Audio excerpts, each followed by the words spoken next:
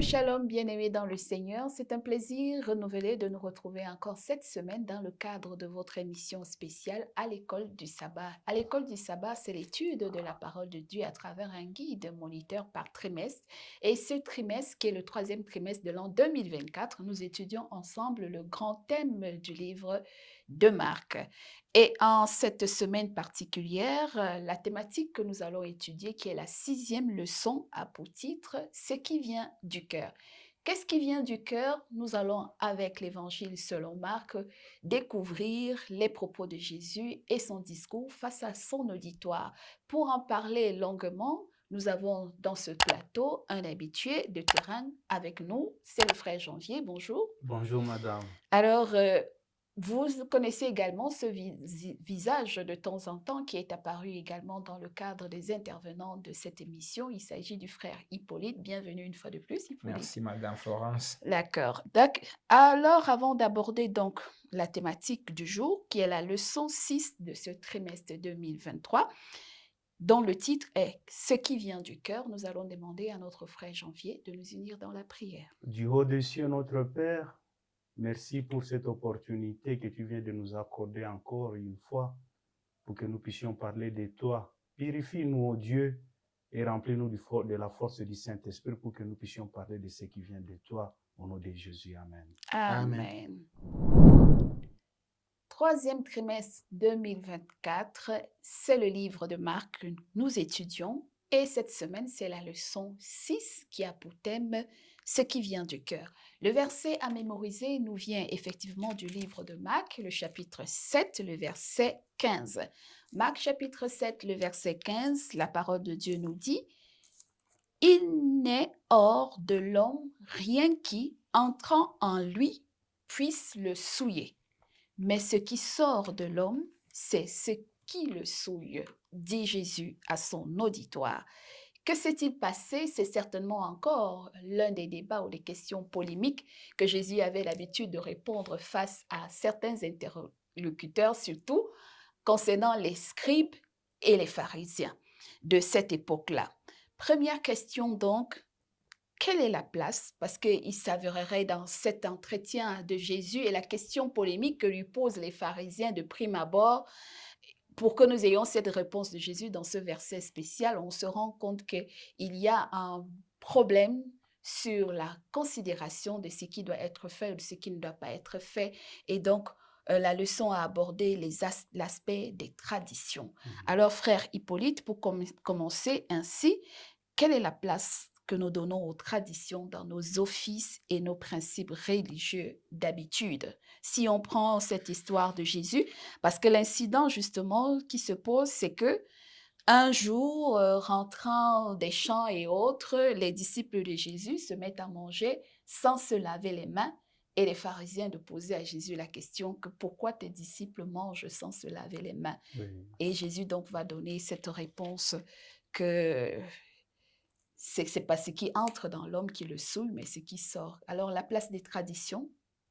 OK, par rapport à cette question, est que dans chaque communauté religieuse, en dehors de la Bible, les humains se sont érigés certains principes, certaines traditions, et que ce qui dérange est qu'on veut donner à ces traditions une place prépondérante par rapport à ce que dit la Bible, et que ça dépend des dirigeants d'une communauté à une autre ou des membres.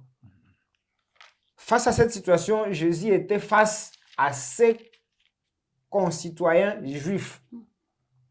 Et que ce n'est pas un débat entre juifs et païens. C'est un débat juif-juif. Et que les traditions ne concernaient pas d'abord les manger, ne concernaient pas le fait de se laver. Et dans nos offices religieux, nous pouvons aussi avoir, ça dépend d'une région à une autre. Je voulais peut-être parler dans la région de l'Afrique subsaharienne où on veut coûte que coûte, par exemple, dire que quand on veut se marier, il faut qu'il y ait l'anneau de mariage. Et que nulle part dans la Bible, cette tradition est dit que non, quand on veut officier une cérémonie de mariage, il faut qu'il y ait A, B, C, D, E. Mhm. Parce qu'en lisant la Bible, le mariage D'Isaac. d'Isaac, Mhm. il n'y avait pas tout ce tralala.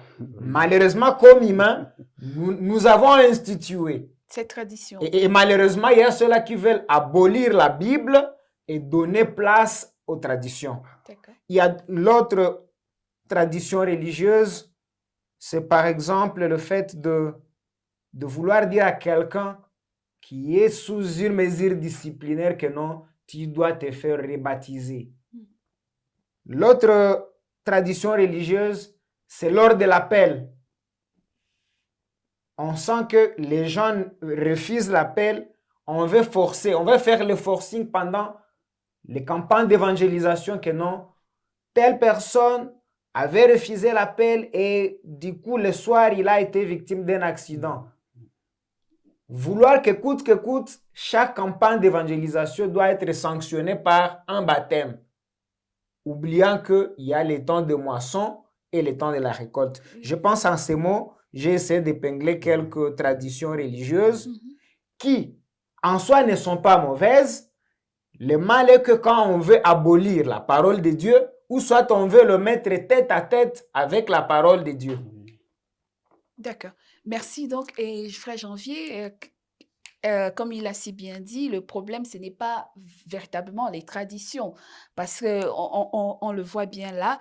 Ils disent, mais attends, pourquoi tes disciples mangent sans se laver les mains? Et puis les gens, la réponse de Jésus prête quand même à confusion. Quand il dit, ce n'est pas ce qui sort, qui entre dans l'homme qui le souille, mais c'est ce qui sort. Qu'est-ce qu'on doit comprendre d'essentiel dans ce message avant de revenir peut-être sur certaines traditions? Oui, merci. Il y a une chose que nous devons comprendre ici, parce que la plupart des gens aujourd'hui ont fondé leurs arguments sur cette parole ici. De Jésus, oui. Oui, en disant que bon, Jésus avait dit que ce qui entre, ce n'est pas ce qui suit l'homme. C'est-à-dire, il faut tout manger parce que les gens sont en train de confondre ce que Christ parlait comme s'il s'agissait de la nourriture. Heureusement, le frère est revenu là-bas, que ce n'était pas l'affaire de la nourriture que Jésus parlait là-bas. Mais comprenez que quelque part, Jésus encore va dire que c'est le cœur qui fait, c'est à travers le cœur qu'on arrive à faire les bons ou soit les mauvais. C'est-à-dire, c'est dans les cœurs où proviendra le mal que nous pouvons faire. Parce que avant que quelqu'un ne fasse quelque chose, n'est-ce pas qu'il commence d'abord à réfléchir. Et le cœur te dit, ça c'est bon ou soit ça c'est mauvais. Et c'est ce que Jésus voulait parler par là. D'accord. Merci beaucoup. Je voudrais aborder, peut-être pour aller plus loin, nous sommes dans le livre de Matthieu chapitre 15, le verset 19 et 20. Il est dit ceci, « Car de son cœur viennent les mauvaises pensées. » Viennent quoi? Les mauvaises pensées qui les poussent à tuer, commettre l'adultère, vivre dans l'immoralité, voler, prononcer des faux témoignages et dire de mal des autres. Voilà ce qui rend l'homme impur. Mais manger sans s'être lavé les mains, selon la coutume, cela ne rend pas impur l'homme. Voilà ce qui pourrait trancher face à ces débats religieux où les hommes veulent récupérer les paroles de Jésus. J'ai évoqué que c'est un débat entre juifs. Et le débat, c'était par rapport à la manière de se laver. Jésus n'est pas contre le lavage de mains, mais c'était contre le lavage de mains à la manière de. Oui, justement, nous allons lire plus en avant le verset 15. D'ailleurs, les pharisiens, nous sommes dans Marc, chapitre, puisque nous y parlons de Marc, chapitre 7. À partir du premier verset, il est dit, les pharisiens et quelques scribes venus de Jérusalem s'assemblèrent près de Jésus. Ils virent quelques-uns de ses disciples prendre leur repas avec des mains impures, c'est-à-dire non lavées. Or, les pharisiens et tous les juifs ne mangent pas sans s'être lavés soigneusement les mains, conformément à la tradition des anciens. Et quand ils reviennent de la place publique, ils ne mangent qu'après s'être purifiés Et ils ont encore beaucoup d'autres observances traditionnelles comme le lavage des coupes, des cruches et des vases d'airain. Et donc les pharisiens et les scribes lui demandèrent: pourquoi tes disciples ne suivent-ils pas la tradition des anciens, mais prennent leur repas avec des mains pures? Donc ça nous permet effectivement de nous situer dans le contexte du sujet et du débat entre Jésus et les pharisiens. Il n'était pas question du manger, des aliments à manger. Le débat était axé sur une tradition qui consistait à se laver les mains comme on nous le recommande à l'époque de Covid. Vous êtes du corps médical. On nous recommandait qu'après chaque action et un retour à la maison, il fallait d'abord se laver les mains, se purifier pour éviter. Après un contact humain, il fallait se laver les mains. Alors, les pharisiens en avaient fait tout un principe, même quand il fallait entrer au temple. Donc, c'était là le débat.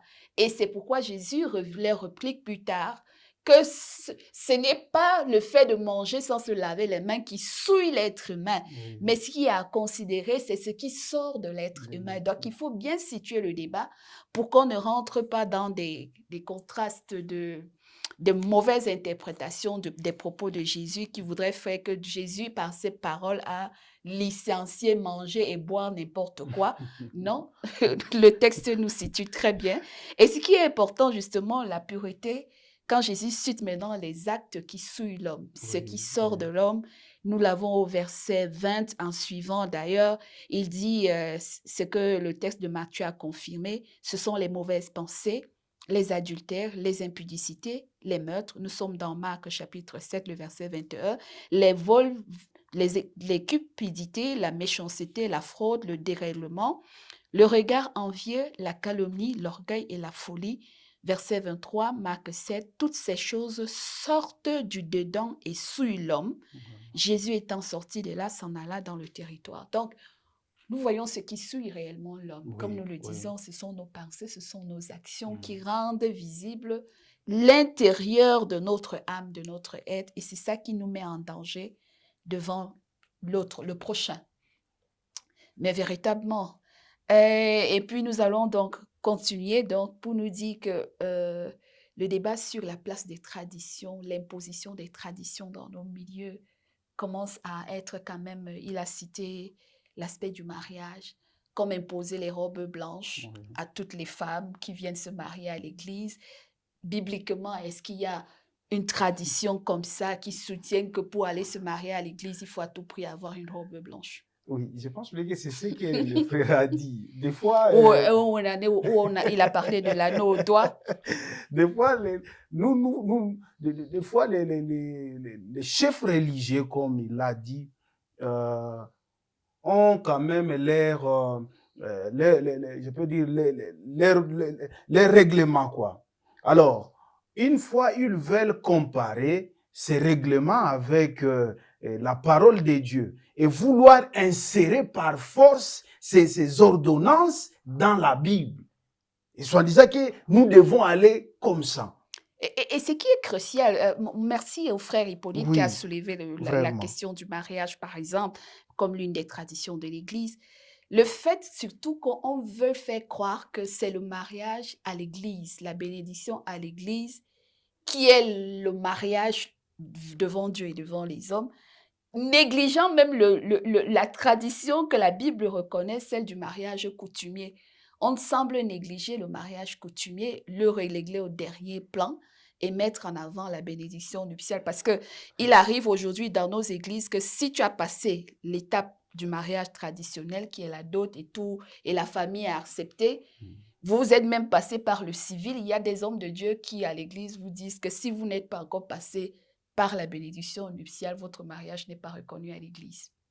Est-ce qu'il y a un danger à ça? En fait, il y a un danger au cas où nous voulons nous atteler, nous voulons abolir ce que dit la parole de Dieu. Si cela était biblique, Marie et Joseph seraient de personnes radiées s'ils étaient de notre siècle où on va imposer. Je sais que les extrémistes religieux ne vont pas comprendre ce que nous sommes en train de dire. Je sais qu'il y en a. Si Marie et Joseph étaient de nos communautés religieuses d'aujourd'hui, les couples-là seraient radiés. De même Et Rebecca, de puisqu'elle même elle a Rebecca. été prise par le serviteur d'Abraham et conduite directement vers son époux. Ouais. Donc, nous voyons qu'il y a beaucoup de principes comme ça ou de traditions qui supplantent la parole de Dieu. Et Jésus nous demande de revenir aux fondamentaux parce qu'il va Ouais. soulever un autre sujet plus loin, même sur les offrandes. Dans ce même débat, Jésus parlera des offrandes. Oui. Que vous avez mis les traditions des hommes au-dessus de la parole, vous enseignez aux gens à venir faire des offrandes, mais négligez leurs parents. Quel est le danger? Eh bien, C'est-à-dire, voilà. on incite les gens à venir donner les dons et les trucs à l'église, mais on ne se rend pas compte que parfois ces dons-là laissent la maison affamée, laissent les parents affamés. Bien, ça c'est vraiment crucial. Des fois, aujourd'hui, nous avons pris les versets qui disaient non, ne venez pas au temple comme ça. Les mains vides. Les mains vides, quoi. Mais nous devons savoir que Jésus ne veut pas que nous puissions aller comme ça. C'est-à-dire, il ne faut pas que nous voyions quelqu'un en besoin et nous disons que ça se doit d'abord amener où? À Et l'église. que cette personne-là en train de mourir de faim et moi j'amène à l'église. Ou de maladie ou de souffrance. Et imaginez-vous ce que dira la personne par rapport à ma connaissance, moi, de ce Jésus-là. Est-ce que je saurais d'abord prêcher à cette personne ce Jésus-là? Ça me sera très compliqué. Parce que d'abord, je n'ai pas pu répondre aux besoins de la personne quand j'ai même la possibilité d'y répondre. Et de là, ça va bloquer quelque part la transmission de ce message que moi j'ai reçu. Et qu'on me voit à l'église, là, en train de prêcher, on dit, mais c'est celui-ci. Non, un jour, il avait laissé que tel puisse mourir quand il avait la possibilité. Est-ce que c'est pas aussi, c'est pas cet enseignement que Jésus voulait donner à ses disciples lorsque dans ce même chapitre de Marc 8, on parle une fois de plus de la multiplication de pain. Où Jésus, comme la première fois, il va nourrir 5000 personnes, sans compter les femmes et les enfants, avec 5 pains et des petits poissons. Et une fois de plus, pendant 3 jours, il va prêcher le peuple autour de lui, mais les disciples lui demandent de renvoyer le peuple. Et Jésus dit non, ces gens ont fait 3 jours ici, ils ne pourront pas arriver. Il y a certaines qui habitent des villages très loin. Donnez-leur vous-même encore à manger. Ok, par rapport à ça, je vais revenir sur le fait des offrandes et que les communautés chrétiennes d'aujourd'hui pensent que tout se résout par l'argent. L'argent a une place. Pour qu'il y ait sonorisation, oui, il faudra l'argent, mais l'argent ne résout pas tout le problème de nos communautés religieuses. Et que d'abord la foi, sur base de cette foi, il y a un enfant qui avait donné ce pain et Jésus-Christ ayant béni, il y a eu multiplication de pain. Et que dans nos communautés religieuses d'aujourd'hui, toutes les communautés chrétiennes, nous pensons que tout se résout par l'argent. Nous mettons à la deuxième place la question de foi et nous voulons mettre la question d'argent. Et cette tricherie de dire que non, ne venez pas dans la maison du Seigneur. Les mains vides, c'est une tricherie que la plupart des religieux font. Parce qu'on devrait venir avec l'agneau dans les anciens temps. Christ ayant été immolé, c'est l'agneau de Dieu qui ôte les péchés du monde et que nous devons venir dans les réunions religieuses déjà avec Jésus tout en n'oubliant pas à amener son offrande. Il y a plusieurs versets relatifs aux offrandes, mais vouloir dire ne venez pas dans la maison du Seigneur les mains vides, c'est aussi une tradition. C'était relatif à l'agneau. Jésus ayant été immolé, cette histoire avait pris fin et que pour qu'il y ait développement, pour qu'on puisse torchonner l'église, pour qu'il y ait construction, pour qu'on puisse renouveler la peinture, nous devons amener les offrandes, nous devons apporter les dîmes. Et il y a plusieurs versets irrélatifs. On ne doit pas faire de tricheries. Malheureusement, en voulant mettre les traditions, nous trichons dans certains versets bibliques, comme l'a été le cas des pharisiens. On triche et on veut gober ça à une multitude qui ne lit pas. Et est-ce que aussi dans cette leçon, on ne voit pas aussi le fait que l'Église se limite seulement à la prédication de la parole? Parce que là, Jésus va prêcher quand même pendant 3 jours et après, nous, on dit, on multiplie, on nourrit par la parole, on prie et on en renvoie le peuple sans tenir compte des besoins physiques de la population. Est-ce que c'est pas aussi un message, Jésus dit que l'Église ne sert pas seulement à venir prêcher, à prier et à renvoyer les gens avec leurs problèmes. Il faut répondre aussi aux besoins physiques des gens. L'Église a le devoir de répondre aux besoins physiques des gens et les leaders ont cette responsabilité. Et c'est pour cela qu'on a également l'exemple de la femme qui va insister pour son enfant malade. Oui, oui. Il y a aussi une connexion avec le pain. Jésus lui dit, on ne prend pas le pain des enfants pour donner aux chiens. Et la femme dit que quand les miettes tombent de la table des enfants, les chiens peuvent se nourrir parce qu'elle avait besoin d'une prière d'exaucement pour la délivrance de son enfant. Comment percevoir ces messages pour conclure? Oui, en fait, nous devons savoir que quand nous cherchons Christ, nous devons le chercher de tout notre cœur. Et nous devons faire ça comme un besoin chez nous. Et la façon dont cette femme est venue auprès de Jésus, Jésus a voulu montrer à cette femme une chose, la foi. Que quand la femme dit, c'est-à-dire que le gardien, soit celui qui a les chiens, réclame seulement ces repas-là à ces chiens-là. Les miettes. Les miettes à ces chiens. Pour dire que ça, c'est un degré de la foi que cette femme avait envers la puissance de Jésus. Et c'est pour cela qu'il avait trop insisté. Mais aussi, nous devons savoir qu'alors sur le plan matériel, nous, en tant qu'Église, il n'est pas question seulement que nous puissions nous baser à évangéliser les gens, parler seulement de la parole, de la parole. Mais après ça, qu'est-ce que nous faisons à l'égard de cette personne-là qui a besoin, pas besoin seulement de la parole spirituelle, mais aussi il a besoin d'un soutien physique peut-être, sur les plans peut-être matériels.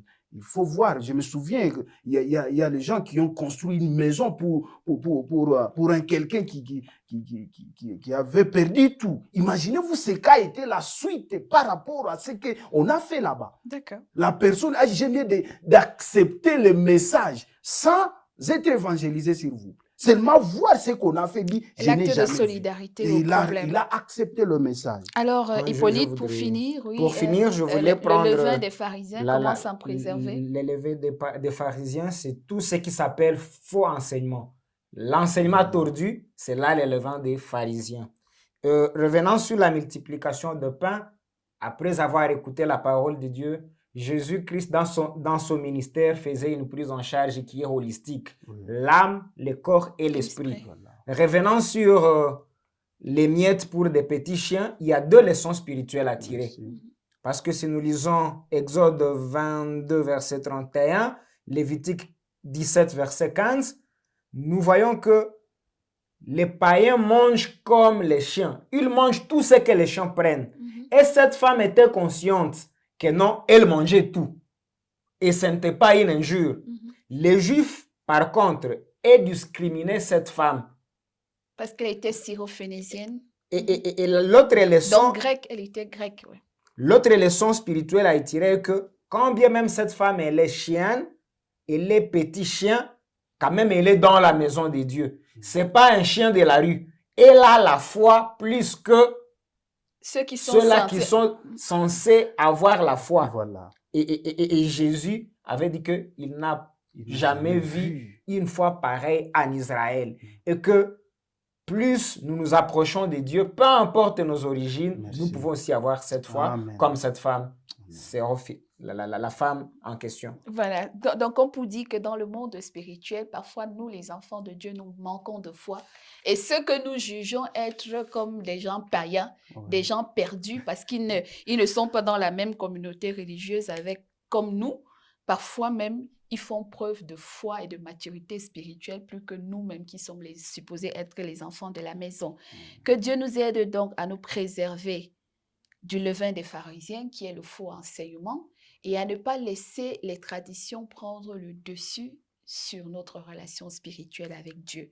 Les fondamentaux, ce sont les 10 commandements. Si nous sentons que nous sommes dans ça, Dieu nous recommande une chose: vous ne pouvez pas être en communauté, en vie avec les gens, vous refusez de leur porter secours parce que vous allez donner une offrande à l'Éternel.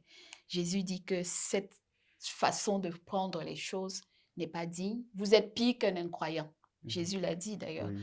Vous êtes pire qu'un incroyant si vous vous comportez comme ça. Prenons soin donc, non seulement de prêcher la parole, de prier, mais aussi regardons les besoins fondamentaux des gens et apportons-leur notre aide avec le peu même que nous avons. Le Seigneur saura multiplier la grâce pour ces personnes et pour nous-mêmes.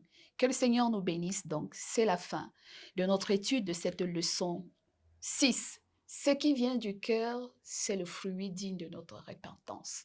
Que le Seigneur donc nous aide à produire les véritables œuvres dignes de l'esprit, contraires aux œuvres de la chair. Merci de nous avoir suivis. Nous allons achever par la prière de notre frère Hippolyte. Notre Dieu, notre Père, nous te disons merci d'avoir été avec nous pendant cette présentation. Toi qui es le Tout-Puissant, fais à ce que cette parole qui a été sémée puisse avoir la place non seulement dans nos cœurs, mais aussi dans les cœurs de ceux-là qui vont nous écouter. Fais à ce que, Père éternel, tu prennes les dessus sur nos traditions. Tu prennes les dessus sur tout enseignement tordu au nom de Jésus. Amen. Amen. Merci donc de nous avoir écoutés. Rendez-vous la semaine prochaine par la grâce de Dieu. C'est un plaisir.